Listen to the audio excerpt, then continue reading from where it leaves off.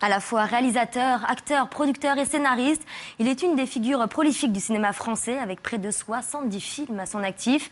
Connu tant par son franc-parler que pour son talent, Monsieur Jean-Pierre Mocky est avec nous aujourd'hui. Il est là pour nous parler de son dernier chef-d'œuvre intitulé Crédit pour tous, qui sera à l'affiche du cinéma Desperado dès le 30 mars prochain. Merci beaucoup d'être avec nous, Jean-Pierre. Vous êtes bien entouré là. Ah oui, vous êtes très content, jolie femme, vous le disiez. très jolie. Alors, première question sur ce cinéma, le Desperado, donc on va retrouver 23 rue des Écoles, c'est anciennement l'Action École. Ça y est, vous vous libérez de la tutelle des distributeurs, il était temps. Oui, parce vous aviez que déjà un cinéma, je vous Oui, comprends. j'avais le Brady qui était dans le 10e arrondissement, un petit peu, quartier un peu chaud, que j'aime bien d'ailleurs. Il y a plein de gens très très bien là-bas, mais les personnes d'un certain âge ne veulent pas y aller parce qu'il y a, si vous voulez, on leur arrache les sacs, enfin, il y a plein de trucs. Donc j'ai permuté, je suis parti dans un Côté quartier universitaire, latin.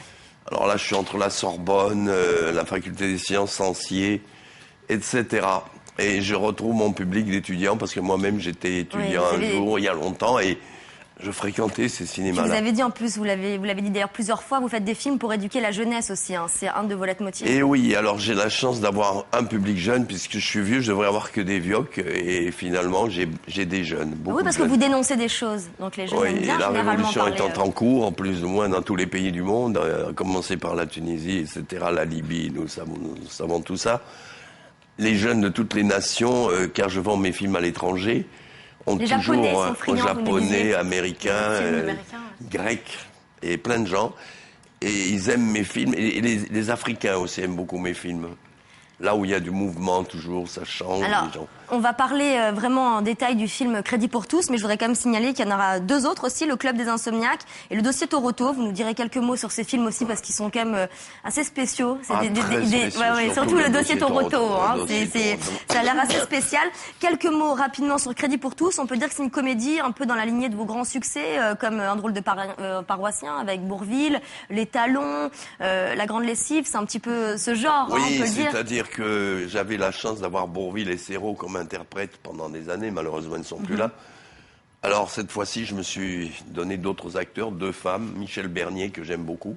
Ariel Dombal. Donc qui est géniale. Elle est géniale. Et de l'autre côté, deux hommes formidables, Dominique Pinon et Rufus, à qui on a mis une perruque, on ne le reconnaît pas. Il est très drôle. Et le thème, si vous voulez, est un thème d'aujourd'hui, parce que nous prenons tous des crédits, mais malheureusement beaucoup trop. Et contrairement à la Belgique où on peut pas prendre trop de crédits, c'est bloqué à un moment. Ici, vous avez des gens qui prennent 50, 60 crédits. Et ça les pousse, vous le dites dans le film d'ailleurs, jusqu'à certains à suicider. Et donc, on va raconter une façon nouvelle d'avoir un crédit sans avoir les ennuis du crédit lui-même. On en reparle dans une poignée de secondes. Il y a plein de choses à dire sur ce film assez atypique. Juste avant, je vous propose d'aller faire un petit tour à l'Olympia. Est-ce que ça vous dit? De toute façon, vous n'avez pas trop le choix. J'adore l'Olympia. D'ailleurs, je suis invité à toutes les... Allez hop, on vous emmène avec nous, Jean-Pierre. C'est parti, l'Olympia avec Audrey. Alors après les enfoirés pour les Restos du Cœur, les people chantent pour la bonne cause. Je crois que vous avez fait tourner beaucoup de chanteurs. Il y a eu Renaud, Aznavour, Eddie Mitchell.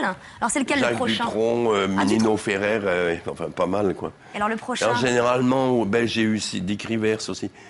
Le prochain c'est encore Dutronc, si je l'aime beaucoup. Et Lynn Renaud aussi, j'avais entendu. Lynn Renaud, oui, elle va tourner avec moi bientôt aussi. Quel rôle vous allez lui donner à Lynn Renaud? Écoutez, c'est un Hitchcock, parce que je fais aussi des petits Hitchcock, j'en ai déjà fait 48. 13e rue. Donc, oui, 13e rue. Et elle va jouer dans une pension de famille avec Bernadette Lafont et Dominique Lavanant. Enfin, c'est trois dames qui sont dans une pension, c'est assez hallucinant, ça fait peur. Et quel chanteur de la nouvelle scène vous écoutez, si toutefois vous en écoutez, Jean-Pierre? J'écoute tout le monde, je trouve que tous les nouveaux chanteurs, il y en a de très bons. Benjamin Biolay, je vais peut-être tourner aussi un film avec lui, j'espère. Voilà, donc je veux pas citer trop de noms parce que vous avez fait tourner tout le monde, que ce soit les comédiens, les chanteurs. Vous avez une liste incroyable. C'est vraiment par amitié. C'est même plus. Il y a le contenu des films, mais c'est. J'ai eu la chance d'avoir Catherine Deneuve, de donner son premier rôle à Christina Scott Thomas. Un rôle assez trash, non, pour Catherine Deneuve. Hélène Fougerolles. Enfin, j'en ai eu pas mal qui ont démarré chez moi. Ils aiment bien venir chez moi. Donc là, je vais avoir, j'espère, Alain Chabat bientôt. Et Jude Law, vous me disiez. Et Jude Law. Oui, Jude Law qui a une particularité, c'est qu'il est à moitié français puisque ses parents vivent en France. Séjournent en Anjou, donc on l'a attrapé. Ses parents étaient là-bas. Et pas mal, pas mal. Ça va vous faire venir du monde, ça. c'est des petits... Des petits clins vraiment, d'œil. on s'amuse beaucoup avec ces Hitchcock. Allez, on va revenir à votre film Crédit pour tous, donc un film qui parle du désespoir des gens face au crédit. En fait, je vous laisse raconter un peu l'histoire de cette guerre au crédit. Voilà. Ça parle d'un charlatan. Voilà, ça parce que si vous prenez un crédit ou si vous prenez plusieurs crédits, tout de suite, il y a une agence qui arrive et qui vous dit, voilà. Et ça existe en France.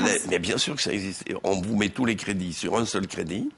On vous Donc, prolonge le délai. Sur 80 ans. Alors, voilà. Alors, ce qui se passe, c'est que les gens passent leur vie à payer les intérêts, mais jamais le principal. Ce qui fait qu'au bout de 10 ans, ils sont toujours avec leur dette du début. Ils ont payé énormément de...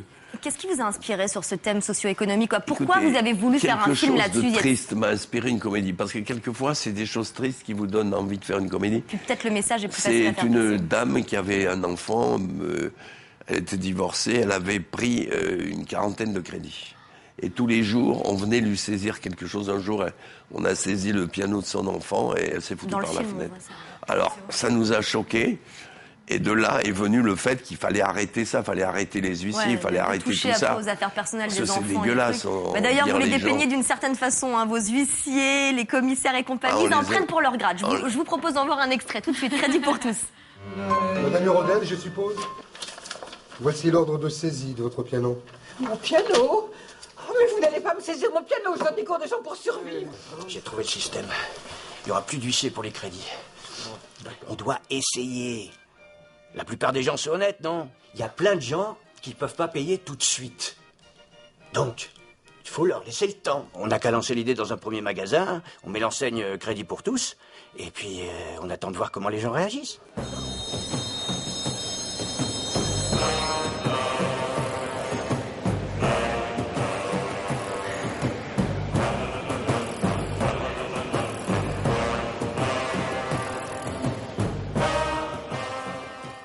Voilà, Dominique Pinon qui a le premier rôle, qui est un leader, un passionné. On retrouve souvent ça, souvent des leaders dans vos films. Hein. Vous aimez bien les films un peu révolutionnaires. Oui, là, c'est un révolutionnaire.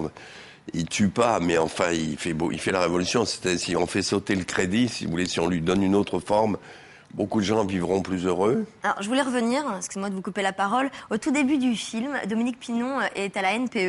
Et il y a un homme à la NPE qui est trop heureux parce qu'il vient de trouver un travail de balayeur. Et il dit « Ah, ça y est, j'ai enfin du travail, malgré mon handicap. » Et l'handicap, c'est qu'il est, vous pouvez nous le dire? Bac plus 10. 4, plus 10. Oui, mais ça c'était aujourd'hui, encore un c'est clin très d'œil à grave la aussi, parce que le crédit, d'accord, mais il y a des étudiants qui n'ont pas de boulot, ils arrivent à avoir un diplôme, mais après ils deviennent veilleurs de nuit ou hommes de ménage ou je sais pas quoi. Et ça, c'est horrible, ça, pour les jeunes filles, les jeunes gens qui ont fait des études. À travers tout le film, hein, vous dégagez comme ça des messages. Alors à la fin, moi après c'est personnel. Vous allez me dire ce que vous en pensez. J'ai l'impression que vous mettez en avant un peu une société hippie, où vous prenez un peu le libertinage, où on peut échanger les femmes dans les couples. Attendez, c'est pas fini. On couche avec la femme de son voisin sans déranger personne, et on achète alors on peut acheter ce qu'on veut et on paye quand on veut. C'est un peu une société utopiste, mais c'est peut-être votre société idéale à vous. Non, mais c'est-à-dire l'échange de femmes, ça se fait tous les jours. On ne sait pas, mais les échangistes. Oui, mais en plus, avec on paye quand on veut. Mais c'est des échangistes sérieux, je veux dire. C'est pas des filles qui se tapent 50 mecs. Non, elles prennent le voisin, un ami, ça se fait beaucoup, ça. Et c'est de rentrer dans les mœurs, si vous voulez, aujourd'hui. Oui, mais mélanger avec aussi ce que vous proposez, à la fin, encore une fois, c'est utopiste. On ne peut pas payer un crédit quand on veut. Voilà, on peut pas mais il faut faire confiance aux gens. C'est-à-dire les gens se payent, mais ils ne peuvent pas payer tout de suite, donc il faut leur laisser le temps. C'est un peu comme avec vos acteurs, en fait. Ils font vos films, et si ça marche, vous les payez. Voilà, mais quelquefois, ils gagnent beaucoup d'argent, parce que quelquefois, les films marchent bien, et ils travaillent mieux. Ils ont plus d'argent que s'ils avaient été payés. Non, j'aime beaucoup m'attaquer au tard de la société. Mais l'échangisme dont vous venez de parler, ça existe énormément. Ah, mais je dis pas que ça n'existe pas. Existe. Je dis que c'est ce que vous mettez en valeur. Ça se fait en douce parce que les gens n'en parlent pas. Oui, dans beaucoup de restaurants aussi. J'ai appris ça en allant dîner. Oui, c'est vrai. C'est assez bizarre. Non, mais ça existait un peu quand j'étais jeune, ça existait, mais c'était plus on appelait ça des partouzes, mais c'était à beaucoup. Tandis que là, c'est vraiment une personne qui change contre une autre personne. C'est assez pur, en quelque sorte. Bon, en tout cas, à part ce côté libertinage qui est un petit clin d'œil, vos films, encore une fois, dévoilent de véritables messages. À l'opposé de beaucoup de films à popcorn, comme vous les appelez, rassurez-moi quand même, il y a quand même quelques films de la nouvelle génération, on va dire, de ces 10 dernières années. Absolument, il y a eu des très beaux films. Moi, j'aime beaucoup Danny Boone parce que c'est un populaire. J'aime beaucoup le cinéma populaire. Bienvenue chez les Ch'tis, Voilà, c'est un film que vous et avez puis aimé. même rien à déclarer. Il faut que ces films existent. Mais je peux pas faire la même chose que lui. Donc, je me suis toujours spécialisé. Mon premier film, c'était un pilleur de troncs d'église. C'était pas La Grande Vadrouille. Donc, j'ai pas fait la même carrière que les autres parce que je me suis cherché un créneau. Vous avez une émission Décalé, particulière dans une chaîne. Alors, votre créneau, c'est quoi? C'est être décalé? Voilà, il faut pas faire ce que font les autres. C'est très difficile. Bah, vous le faites bien. Voilà, il faut arriver dans la vie à être quelqu'un qui n'est pas le type d'à côté. Alors malheureusement, tout est formaté aujourd'hui. Dans la télévision, on voit toujours les mêmes émissions, les mêmes séries, tout ça. Et c'est fatigant. Alors je représente le petit truc. Ça me fait penser Justement, à ces émissions de un télé vous ont restaurant inspiré. tibétain. Vous avez jamais mangé? Et voilà, un restaurant tibétain. On a le Daily Lama derrière avec des petites bougies et on mange une nourriture exquise, mais personne n'y va finalement. Et pourtant, c'est dommage, il n'y a que 10 restaurants. 10 restaurants seulement, tibétains. Il n'y en a pas plus. Et il y a 3 ou 4 000 restaurants chinois ou japonais. Donc, moi, je serais le restaurant tibétain en quelque sorte. Heureusement qu'il y a encore des petits restaurants tibétains qui tiennent la route. Ça fait plaisir à voir. On en reparle dans quelques instants. Je vous propose une expo consacrée à Georges Brassens. Est-ce que ça vous intéresse, Jean-Pierre? Ah, ben, je l'ai connu, moi. Vous êtes ah bon? C'est un type vous allez formidable. nous en parler. Vous étiez ami aussi. avec lui? Ah oui, je l'ai bien connu. Et il a été assez, comment dire, on l'a pas, il était un peu, j'allais dire comme moi, il était un peu en dehors. Et c'était un homme, il avait tourné un film qui s'appelait Porte des Lilas avec Pierre Brasseur.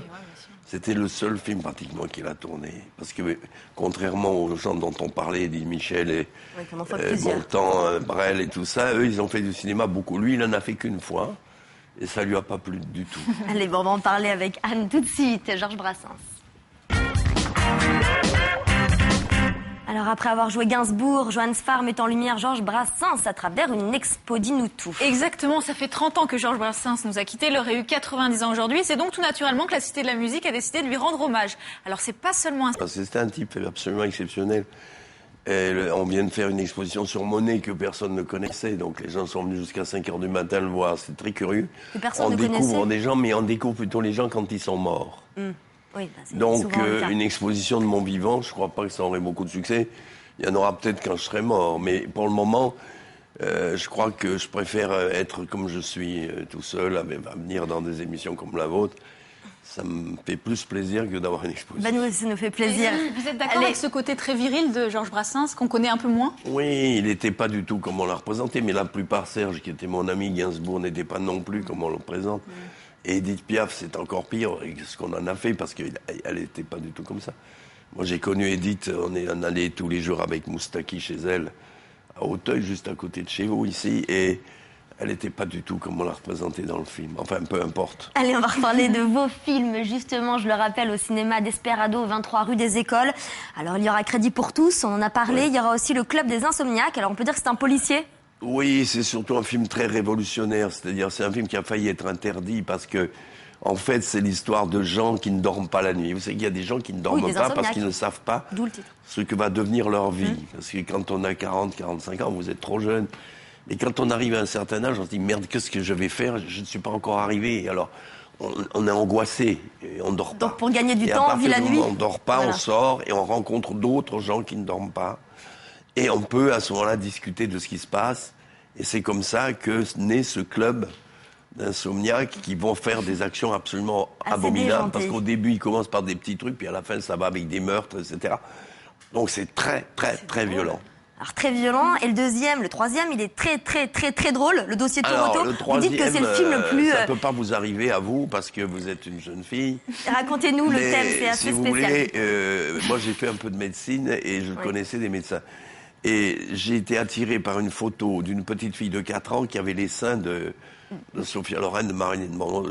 Et Ça, c'était c'est une dû à des produits malformation. chimiques. Oui, non, c'est à cause de Alors de produits après, il y avait chimiques un qui jeune l'entourent. petit de 7 ans qui avait un sexe de 50 cm. Donc, mais à part ça, il était tout à fait normal. Je dirais, il avait un visage normal. C'était pas un malade ou. Alors, à partir de là, on a inventé une histoire qui est absolument délirante.